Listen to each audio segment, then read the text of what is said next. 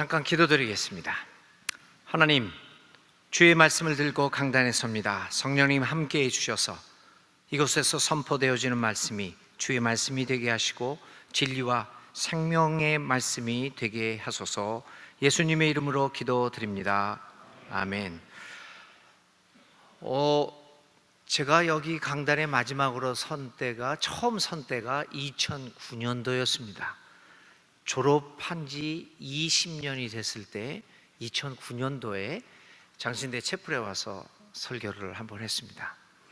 그때 제목이 바람이라고 하는 제목으로 이 말씀을 전했던 기억이 납니다. 오늘 2019년 또다시 10년 만에, 졸업한 지 30년 만에 특별히 종교개혁 502주년을 기념하는 예배에서 하나님의 말씀을 선포하게 되어 저는 개인적으로 굉장히 기쁩니다.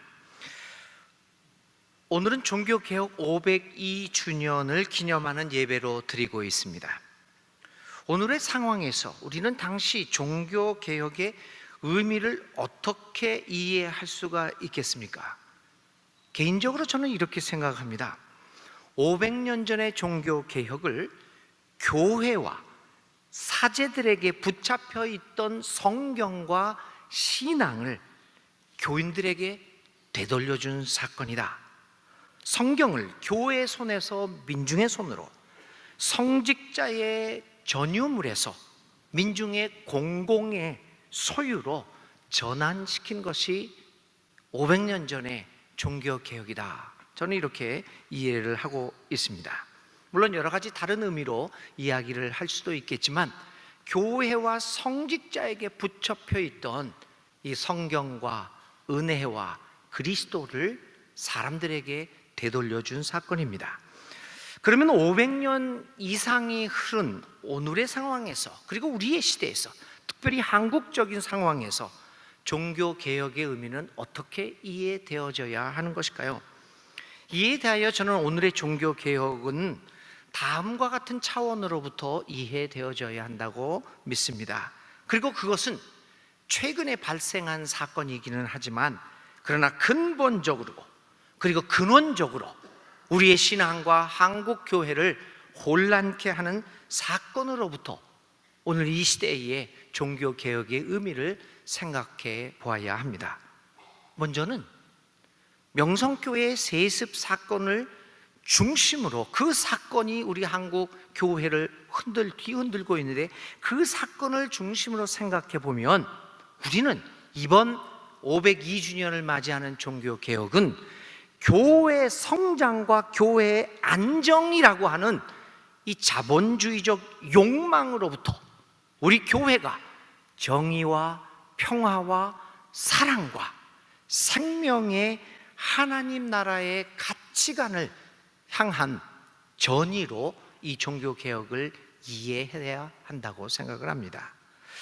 두 번째는요, 인권법, 차별금지법, 반대운동, 타종교, 이웃종교에 대한 반대, 난민에 대한 혐오, 종교인 과세 반대 등, 또 성소수자에 대한 그런 여러 가지 사건들을, 이런 것들을 통해서 보인 우리 기독교의 반사회적, 몰역사적 행태를 반성해 보면서 이제 교회를 넘어서서 교회 밖을 향한 사회와의 소통을 위한 새로운 신앙에 대한 해석이 오늘 502년이 흐른 이 시대의 종교개혁의 의미라고 저는 생각하고 있습니다.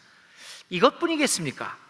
종교개혁 502주년을 맞이하면서 오늘 우리의 시대에서 종교개혁의 의미를 여러 다양한 의미로 해석하고 적용해 볼 수 있을 것입니다. 사실 저는 한 2달 전인가요, 종교개혁 주일날 설교를 해달라고 하는 부탁을 받고 정말 여러 가지를 생각했습니다. 신학적인 패러다임, 신학 패러다임의 변화, 여러 가지를 생각하면서 다 준비를 했습니다. 근데 경건처에서 전화가 와요. 이번 종교개혁 주일 예배의 주제는 주여 우리를 어둠에서 구하소서. 목사님, 거기에 맞춰주시면 참 좋겠습니다. 그 소리를 듣고 저는 굉장히 당황을 했습니다. 왜냐하면 거창하게 신학적 패러다임부터 시작해서 이 종교개혁의 의미를 몇 가지 한국교회를 뒤흔드는 사건으로부터 해석하고 적용하고 의미를 되새겨보고자 한번 그렇게 준비를 했었기 때문입니다. 그렇지만 저도 우리 장신대 출신이고 또 이렇게 우리 장신대 선생님들을 매우 존경하고 그분들의 제안들을 존중하고 존경하기 때문에 그 말대로 하자라고 준비했던 설교를 폐기하고 새롭게 생각을 어둠에서 우리를 구원하소서라는 주제로 다시 한번 저의 설교를 전환시켰습니다. 그렇다면 어둠에서 우리를 구원하소서라고 하는 주제가 이번 종교개혁 예배의 주제라고 한다면 우리가 생각해야 할 부분은 어둠입니다. 어떤 어둠이 우리를 둘러싸고 있기에 그 어둠으로부터 우리를 구원해 달라는 기도를 드리고 있느냐라고 하는 것입니다. 그러므로 우리는 이 어둠의 정체를 밝혀보아야 합니다. 그런데 여러분, 어둠의 정체를 밝혀보려고 하는 시도 전에 우리는 가장 근본적이고 핵심적인 질문을 던지지 않을 수 없습니다. 그것은 왜 세상이 어둠에 쌓여 있느냐라고 하는 가장 기본적인 질문입니다. 어둠에서 우리를 구원하소서 라고 하는 기도는 우리가 어둠에 쌓여 있다는 것을 전제하고 있지 않습니까? 그러면 왜 어둠에 이 세상이 쌓여 있느냐라고 하는 질문을 던지지 않을 수 없습니다. 이 질문에 우리는 요약적으로 세상의 소금과 빛으로 살아가라는 사명을 받고 이 세상으로 보냄을 받은 우리들이 어둠을 밝혀줄 수 있는 빛의 역할을 하고 있지 못하기 때문이 아닙니까? 낮이 환한 것은 태양이라고 하는 빛이 존재하고 있기 때문입니다. 저녁이 밤이 어두운 것은 태양이라고 하는 빛의 존재가 부재하기 때문에 어두운 것 아니겠습니까? 그러므로 우리는 오늘 우리를 어둠에서 구하소서라고 하는 기도를 드리면서 먼저 우리가 빛으로 살아가지 못하고 있는 모습 때문에 이 세상이 어둠에 갇혀 있다라고 하는 회개의 기도를 시작하지 않을 수 없습니다. 이러한 회개의 기도로 시작하면서 이제 우리는 우리를 둘러싸고 있는 어둠의 정체를 찾아보도록 해야 합니다. 사회 비평가 박권일 씨는 칼 막스의 공산당 선언의 첫 문장을 패러디하면서 다음과 같이 말합니다. 하나의 유령이 한국을 떠돌고 있다. 혐오라는 유령. 이 박권일 씨는 우리 한국 사회에서 헤아릴 수 없는 많은 것들이 혐오의 대상이 되고 있다고 지적합니다. 사람들은 전라도 사람이라서, 이주 노동자라서, 성소수자라서, 운동권이라서, 여성이라서, 가난해서, 노동자라서, 피부 색깔이 짙다고 해서, 난민이라고 해서 등등의 갖가지 이유로 혐오당하고 있다고 얘기합니다. 그는 계속해서 이렇게 얘기합니다. 우리 사회에 만연되어 있는 혐오에 대하여 많은 논의들이 있는데 이러한 논의들을 살펴보면서 우리는 한 가지 사실을 깨닫게 됩니다. 그것은 바로 오늘 우리 사회에서 혐오의 감정은 암흑의 핵심으로 상정되고 있다라고 박권일 씨는 지적합니다. 그는 어둠의 전체를 혐오, 암흑의 핵심이라고 지적하고 있습니다. 혐오는 참으로 무서운 감정입니다. 이 감정에 휘둘리게 되면 눈에 보는 것이 없어집니다. 상대방은 오직 타도의 대상일 뿐입니다. 혐오주의에 빠진 백인들의 눈에는 흑인들은 없어져야 할 대상이며 흑인은 모든 사회 혼란의 주범입니다. 혐오에 빠진 선주민들의 눈에 이주민들은 추방시켜야 할 존재들입니다. 이주민과 난민들이 바로 높아져가는 실업률과 범죄 증가의 원인입니다. 혐오의 감정은 우리의 이성적인 판단력을 마비시킬 뿐만 아니라 편협한 지식만을 습득하게 만들어서 자신이 가지고 있는 혐오 감정을 증폭시키기도 합니다. 혐오의 감정은 우리 모두를 무감각한 존재로 만들어갑니다. 그 혐오로 인하여 우리가 손가락질하는 그 손가락으로 인하여 고통받아 쓰러져가는 그 대상의 아픔과 상처, 이들의 쓰러짐과 죽음은 우리들의 관심 대상이 아니게 됩니다. 이렇게 혐오의 감정은 우리 사회를 어둡게 만드는 구름입니다.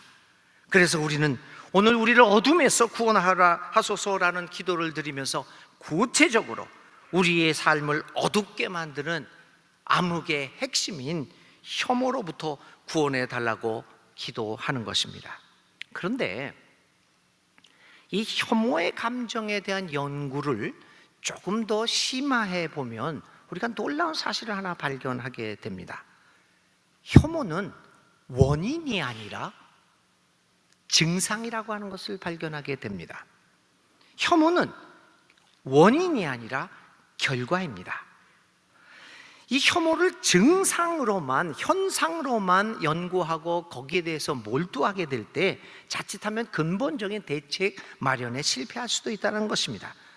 무엇보다도 혐오를 증상으로서 관찰하는 것은 매우 중요하지만 그것을 넘어서서 그 혐오를 만들어내는 메커니즘을 찾아내야 한다는 것입니다. 혐오 형성의 메커니즘을 발견하는 것은 그 혐오에 어떻게 대처할 것인가를 대책 마련하는 데 출발점이 됩니다. 이것을 신학적으로 얘기한다면 혐오의 감정 뒤편에 자리 잡고 있는 신학적 메커니즘을 관찰해야 한다는 의미일 것입니다. 그러면 이 혐오라는 증상, 결과 뒤에 자리 잡고 있는 원인은 무엇이겠습니까? 우리는 모두 신학을 공부하는 사람으로서 이 혐오라고 하는 증상을 지속적으로 확대 재생산해내는 신학적 패러다임의 문제가 무엇인가를 보아야 합니다. 그것을 오늘 우리에게 주어진 본문은 이웃에 대한 사랑의 부재라고 말씀하고 있는 것입니다. 이웃 사랑의 부재가 우리 사회를 혐오라는 구름으로 뒤덮고 어둡게 만들고 있다는 말입니다. 오늘의 구약과 신약의 말씀은 분명합니다. 어떤 계명이라도 이웃 사랑을 기초로 하지 않으면 안 된다는 말입니다. 이 로마서에 있는 말씀을 세 번역으로 읽으면 이렇습니다. 간음하지 말아라, 살인하지 말아라, 도둑질하지 말아라, 탐내지 말아라 하는 계명과 그 밖에 또 다른 계명이 있을지라도 모든 계명은 내 이웃을 내 몸과 같이 사랑하여라 라는 말씀에 요약되어 있습니다 라고 말하고 있습니다. 이 말씀은 간음, 살인, 도둑질, 탐심, 아니 그것보다도 더한 잘못이 있다고 하더라도 이웃을 사랑하라는 계명을 능가할 수 없다라고 성경은 명백하게 말씀하고 있습니다. 그런데 오늘의 말씀에서 우리는 이웃 사랑에 대한 신학적 그리고 성경적으로 중요한 패러다임을 하나 발견합니다.